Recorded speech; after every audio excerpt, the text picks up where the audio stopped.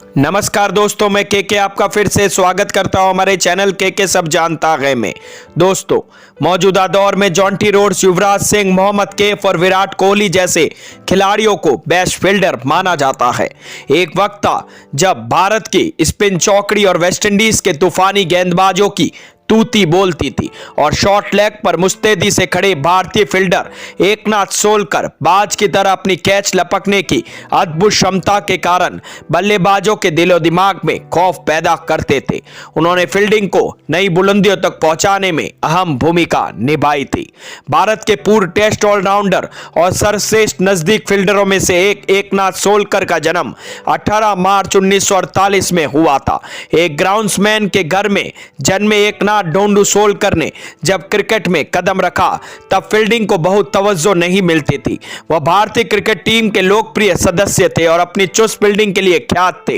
भारतीय क्रिकेट की स्पिन चौकड़ी बिशन सिंह बेदी, इरापल्ली प्रसन्ना, भागवत चंद्रशेखर और एस वेंकटराघवन के समय उनके नजदीकी फील्डिंग का कमाल देखते ही बनता था। सोलकर निचले क्रम के अच्छे बल्लेबाज थे।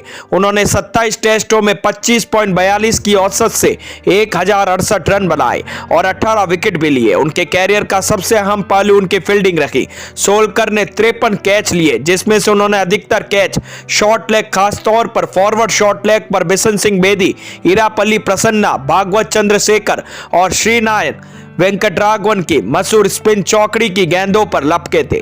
भारत की स्पिन चौकड़ी की सफलता के पीछे सोलकर की भूमिका महत्वपूर्ण रही। तब सोलकर की खासतौर पर फॉरवर्ड शॉर्ट लेग पर मौजूदगी का मतलब था कि भारत की स्पिन चौकड़ी में से किसी भी गेंदबाज को आगे बढ़कर खेलना यानी आउट होने की दावत देना है।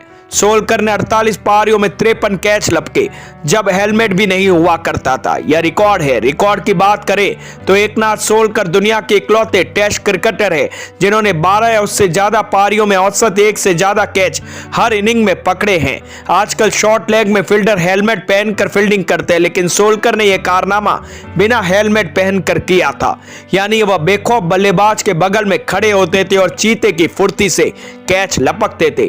ओवल में 1971 में भारत की इंग्लैंड में पहली टेस्ट जीत में उनके उपयोगी 44 रन और 38 रन देकर 3 विकेट या जॉब बॉयकॉट पर उनकी गेंदबाजी का असर भला कौन भूल सकता है। इस मैच में उन्होंने कीथ फ्लेचर और एलन नॉट के कैच भी लपके थे, जिन्होंने टेस्ट क्रिकेट के सर्वश्रेष्ठ कैचों में उन्हें शुमार किया जाता है। आबिद अली के साथ गेंद की चमक उतारने के लिए गेंदबाजी का आगाज करने वाले सोलकर ने अपनी मध्यम गति की गेंदबाजी से भी 3 बार बॉयकॉट को भी पेविलियन की राह भेजा था। सोलकर ने अपना पहला टेस्ट मैच अक्टूबर 1969 में न्यूजीलैंड के खिलाफ हैदराबाद में और आखिरी मैच जनवरी 1977 में इंग्लैंड के खिलाफ कोलकाता में खेला था। उन्होंने इंग्लैंड के अलावा वेस्टइंडीज का भी दौरा किया और घरेलू सीरीज में ऑस्ट्रेलिया, न्यूजीलैंड, इंग्लैंड और वेस्टइंडीज का सामना भी किया था। वह पहले वर्ल्ड कप की भारतीय टीम में भी शामिल थे। सोलकर ने 1971 में वेस्टइंडीज दौरे में अपनी बल्लेबाजी का भी अच्छा प्रभाव छोड़ा था। उन्होंने तब 5 मैच में 224 रन बनाए थे। हालांकि क्लाइव लॉयड और रॉय फ्रेडरिक जैसे बल्लेबाज उनकी फील्डिंग को लेकर अधिक चिंतित रहते थे। सोलकर 102 रन ने टेस्ट क्रिकेट में एकमात्र सेंचुरी 1974-75 में ही वेस्टइंडीज के खिलाफ मुंबई में जड़ी थी। फॉरवर्ड शॉर्ट लेग का यह फील्डर अब भले इस दुनिया में ना हो, लेकिन वह अपने खेल और सीख के लिए हमेशा याद किए जाएंगे। शॉर्ट लेग के फील्डर उनका यह सबक युगों तक दोहराते रहेंगे। हमेशा बल्लेबाजों के पैरों पर निगाह टिकाए रखो, उससे पता चल जाएगा कि वह कौन सा शॉट खेलने जा रहा है। कुछ लोग उन्हें गरीबों का सॉबर्स भी कहा करते थे। वह निचले क्रम के उपयोगी बल्लेबाज थे और गेंदबाजी में स्पिन और मीडियम पेस दोनों कला जानते थे। 1971 में भारत के पोर्ट ऑफ स्पेन में जीत में उन्होंने सिर्फ 6 कैच लपके बल्कि महत्वपूर्ण 55 रन भी बनाए। इसके अलावा इंग्लैंड के खिलाफ जीत में उन्होंने 44 रन भी बनाए और 3 विकेट भी लिए। सोलकर बहुत गरीब परिवार से आते थे। उनके पिता बॉम्बे के हिंदू जिमखाना में ग्राउंड्समैन थे। वह ग्राउंड पर ही एक कमरे की झोपड़ी में अपने पिता और 5 भाइयों बहनों के साथ में रहते थे। उनकी एक भाई अनंत ने भी फर्स्ट क्लास क्रिकेट क्रिकेट खेला। नेट्स में अपनी बॉलिंग से उन्होंने मुंबई के खिलाड़ियों को भी प्रभावित किया था। 1969 में मुंबई और बंगाल के बीच रणजी ट्रॉफी का फाइनल खेला जा रहा था।